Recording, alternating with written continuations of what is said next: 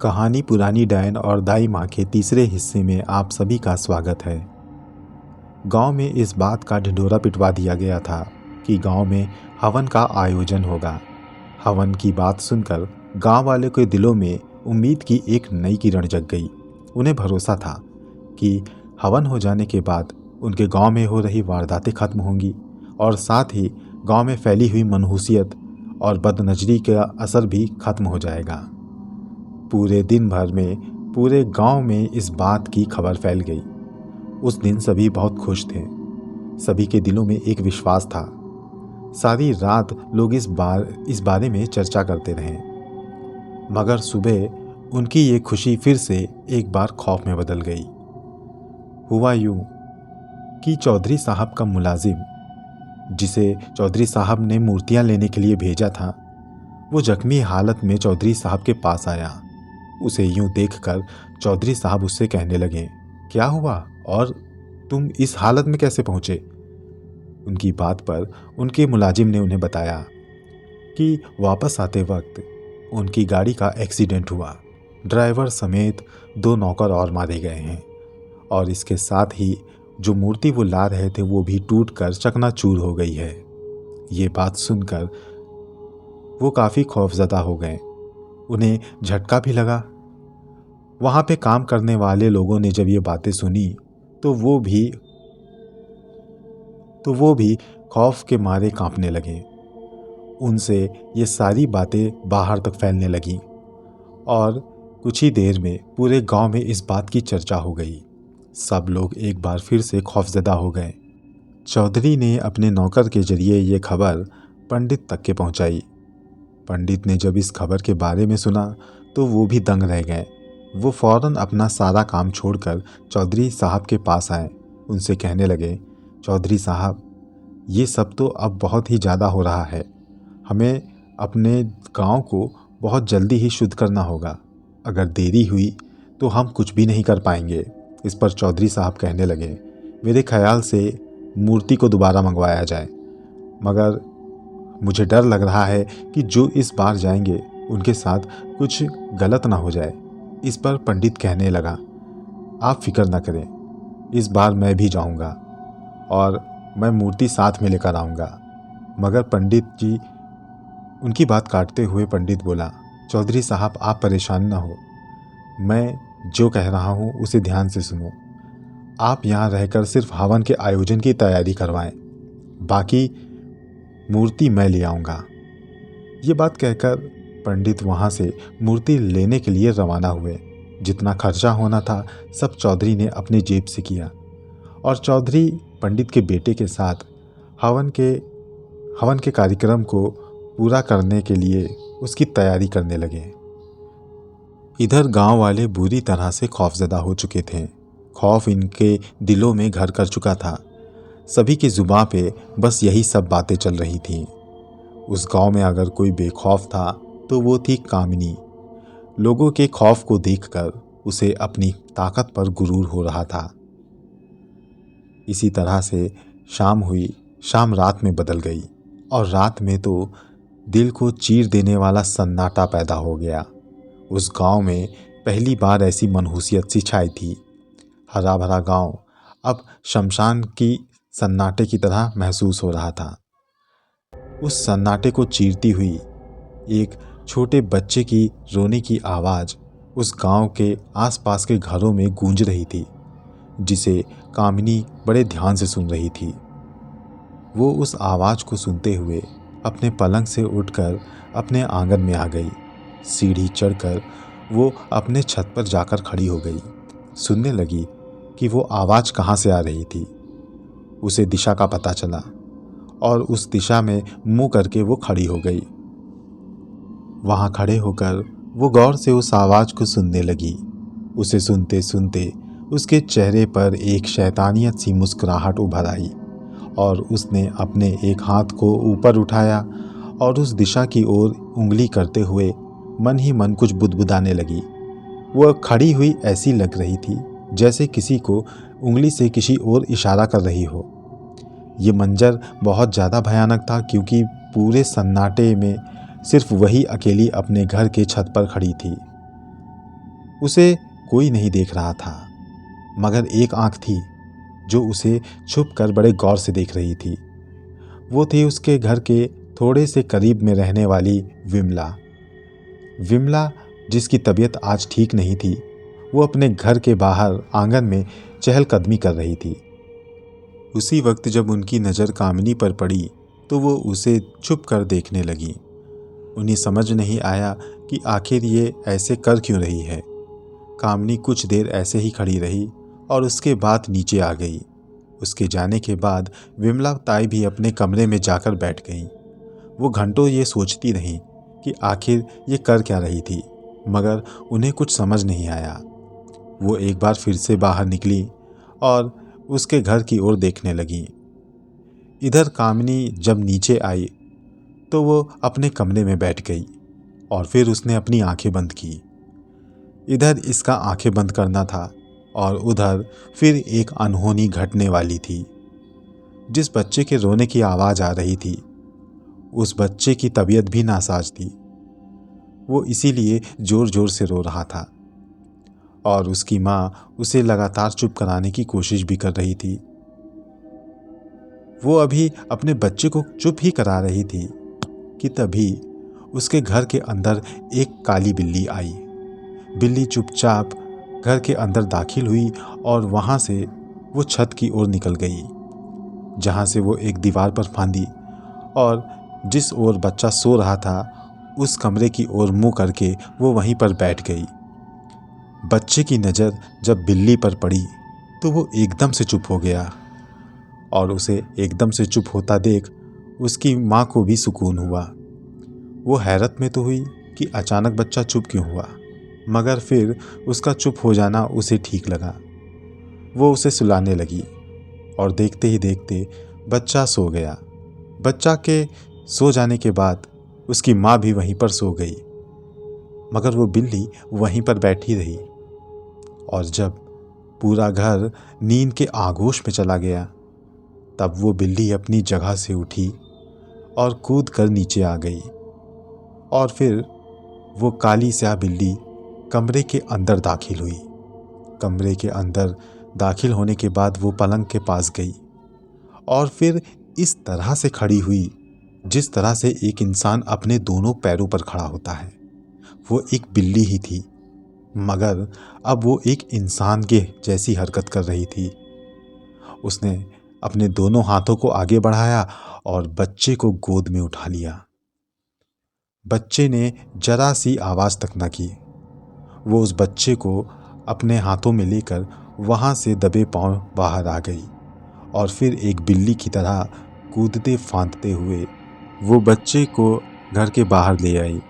बाहर आने के बाद उसने बिल्ली की तरह ही 4 कदमों पे चलना शुरू कर दिया और बच्चे को अपने मुंह में पकड़ लिया। इधर कामिनी अपने घर से बाहर निकली।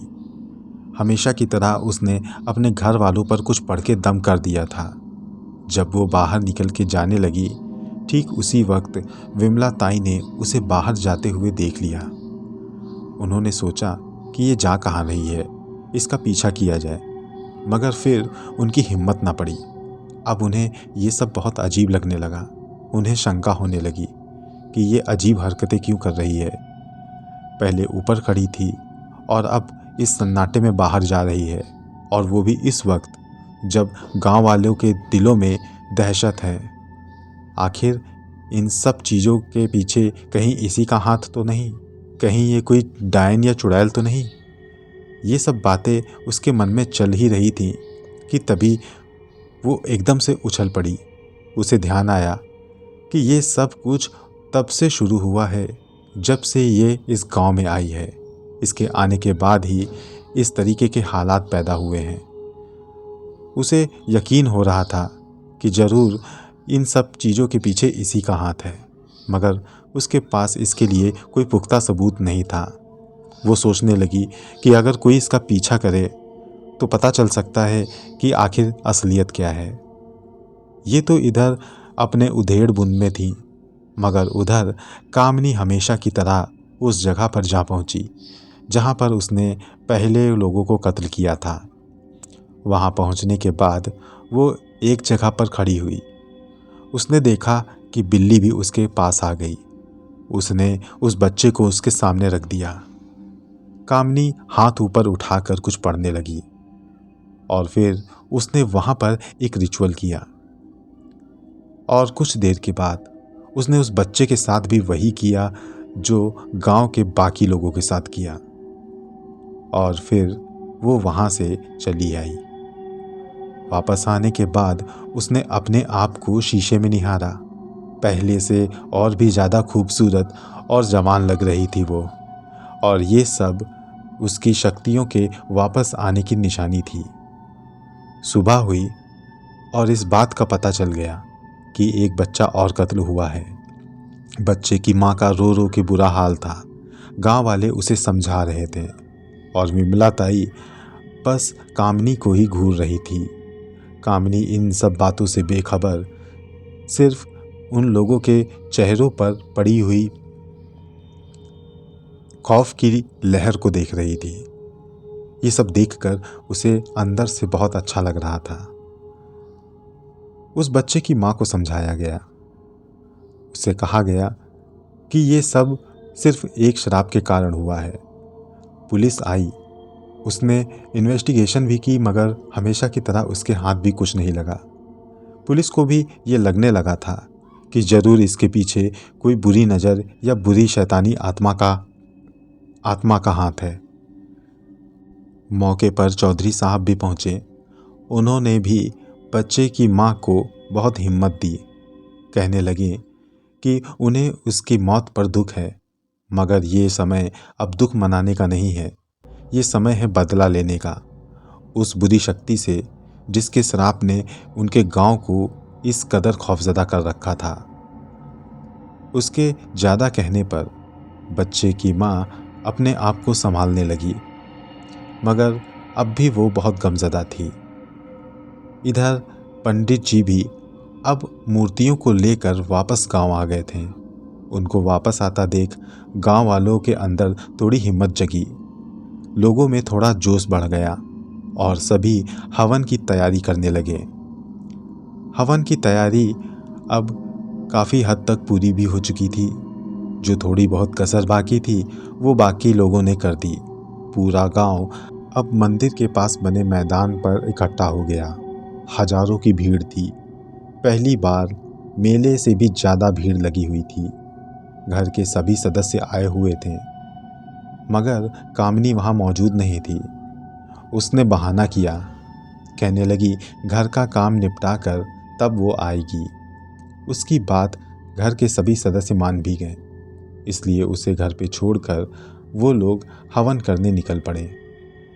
उसकी बात सीधे तौर पे मान लेने का एक दूसरा कारण ये भी था कि कामनी जो भी काम निकलवाना चाहती, उसे करने से पहले या कहने से पहले वो एक अजीब तरीके का मंत्र पढ़ती, जिसके असर से उसके घर वाले उसकी बात को मना ना कर पाते। इसीलिए उसे अकेला छोड़कर वो लोग हवन में शामिल होने चले गए। विमला ताई भी हवन में गई। उनकी बेटी भी थी। विमला ताई ने देखा कि कामनी को छोड़कर बाकी सब लोग आए हुए हैं। उन्होंने इस बारे में जब हरीश की माँ से पूछा तो वो कहने लगी कि वो काम खत्म करके आती ही होगी। उनकी इस बात ने विमला ताई का शक थोड़ा सा मजबूत कर दिया। वो सोचने लगी कि हो ना हो, जो भी हो रहा है इन सब के पीछे इनकी बहू का ही हाथ है। इधर अब हवन की तैयारी शुरू हो चुकी थी। सभी मंत्र पढ़ने लगे, जिनके पीछे पूरी भीड़ मंत्र को दोहराने लगी और मंत्रों की गूंज से वहाँ की ज़मीन भी थर्रा गई। यूँ लग रहा था कि अब इनकी समस्या खत्म हो जाएगी। लोगों के दिलों में आत्मविश्वास भर गया था। मगर जब हवन की अग्नि प्रज्वलित करने की बारी आई तो वो अग्नि जली ही नहीं, और ये एक और अपशगुन की निशानी थी। लोगों ने बार बार कोशिश की, मगर न जाने क्या हो रहा था कि आग पकड़ ही नहीं रही थी। अब सभी के माथे पर फिर शिकन आ गई। पंडित जी ने कहा कि हम अभी कोशिश करते हैं। 3-4 बार कोशिश करने के बाद भी जब ऐसा कुछ नहीं हुआ, आग नहीं जली, तब उन्होंने मंत्रों को पढ़ना शुरू किया।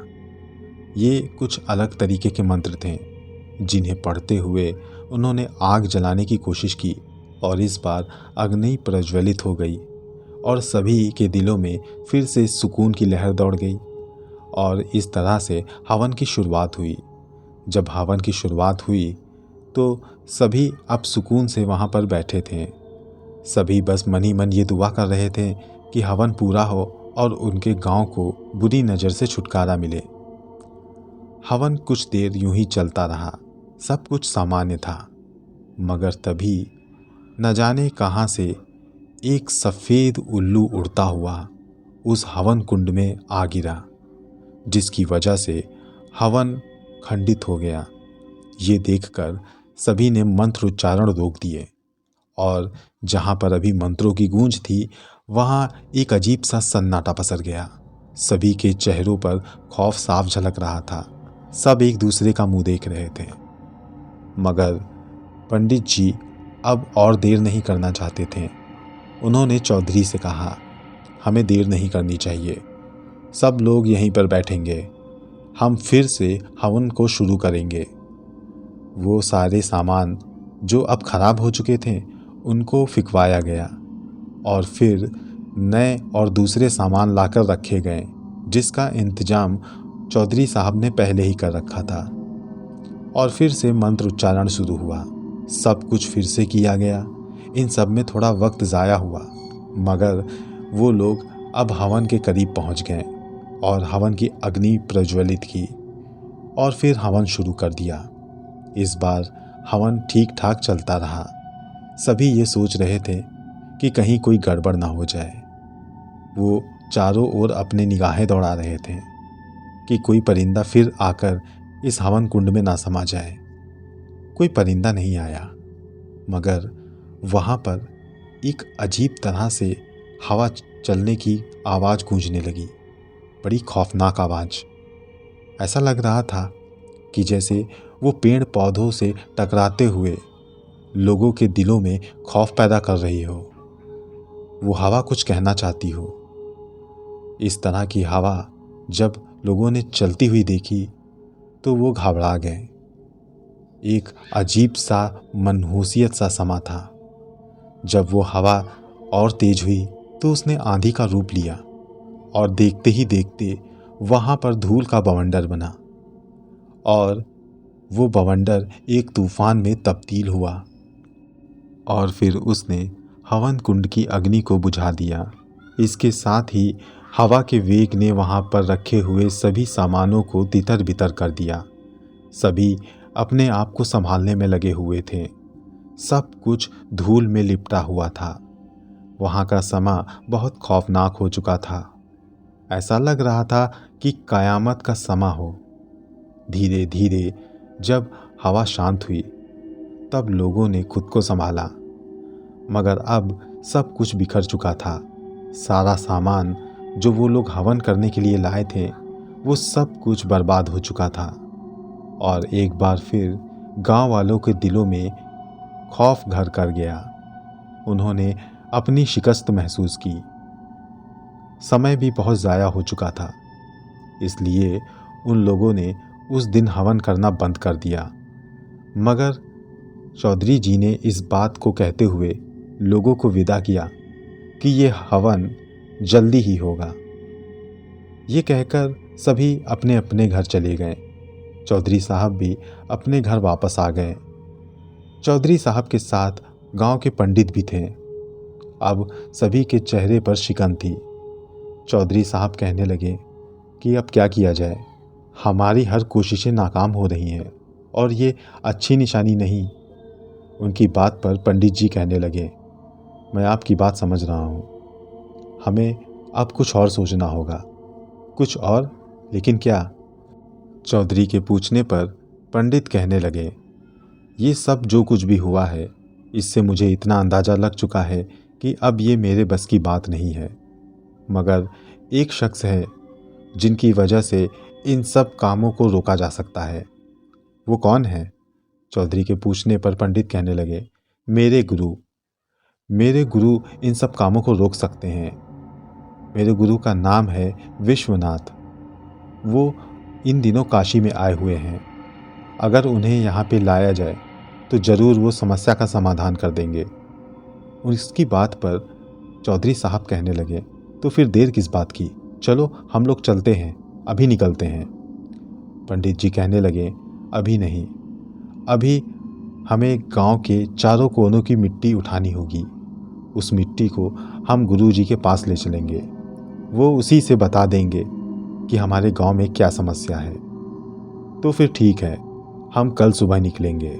बाकी आपको जो भी काम करना हो आप मेरी गाड़ी ले लीजिए, मैं ड्राइवर साथ में भेज रहा हूँ, आप जल्दी से काम को पूरा कर लीजिए।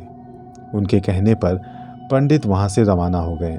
उन्होंने गांव के चारों कोनों की मिट्टी उठाई और उसे अपने साथ रख लिया और दूसरे दिन वो चौधरी के साथ काशी निकल पड़े। वहाँ पहुंचकर पंडित ने अपने गुरु को खोजा और कुछ ही देर के बाद उनके गुरु से उनकी मुलाकात हुई। पंडित के गुरु विश्वनाथ अब बहुत बुजुर्ग हो चुके थे, मगर उनकी नज़र बहुत तेज थी। उन्होंने पंडित को देखते ही पहचान लिया। वो उससे हालचाल लेने लगे और उसे आने का कारण पूछा। पंडित ने उन्हें सारा हाल बयां कर दिया। वो काफ़ी देर खामोशी से उनकी सारी बातें सुनते रहे और बात खत्म होने के बाद वो मौन अवस्था में बैठे रहे। उन्होंने कहा, तुम लाए हो वो? उनकी बात पर पंडित ने उन चारों कोनों की मिट्टी ला कर दी जो गांव के चारों कोनों से उठाई गई थी। उसे अपने पास रखकर वो कुछ पढ़ने लगे। उन्होंने वहाँ पर अपना छोटा सा कोई रिचुअल भी किया। सभी उनके चारों ओर बैठे हुए थे। चौधरी और पंडित ये सुनना चाहते थे कि आखिर उनके गांव में हुआ क्या है। लगभग 1 घंटे के बाद विश्वनाथ ने अपनी आंखें खोली। आंखें खुलता देखकर पंडित ने उनसे कहा, गुरुजी, कुछ पता चला कि आखिर क्या है? उनकी बात पर गुरु विश्वनाथ कहने लगे, हाँ, मुझे पता चल गया है। उनके ऐसा कहने पर चौधरी और पंडित दोनों बड़े ध्यान से सुनने लगे। पंडित ने कहा, वो क्या है जो हम लोगों को परेशान किए हुए है? उनकी बात पर विश्वनाथ ने कहा, वो एक डायन जिसने तुम्हारे गांव में अपना असर फैला रखा है। वो बहुत ही ज्यादा ताकतवर है और उसका सामना करना कोई आसान काम नहीं है।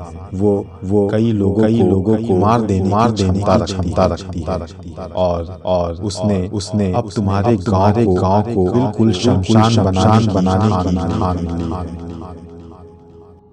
पंडित के गुरु विश्वनाथ के मुंह से ये अल्फाज सुनते ही वो दोनों लोग दंग रह गए और खौफ के मारे उनके माथे पर पसीने आ गए। दोस्तों, ये कहानी जारी है। कहानी का अगला भाग जल्दी ही आपके लिए लेकर आऊँगा। तब तक कहानी को एंजॉय करें, ज़्यादा से ज़्यादा शेयर करें और सब्सक्राइब करें। मिलता हूँ अगली बार इसकी अगली कड़ी के साथ। तब तक के लिए गुड बाय।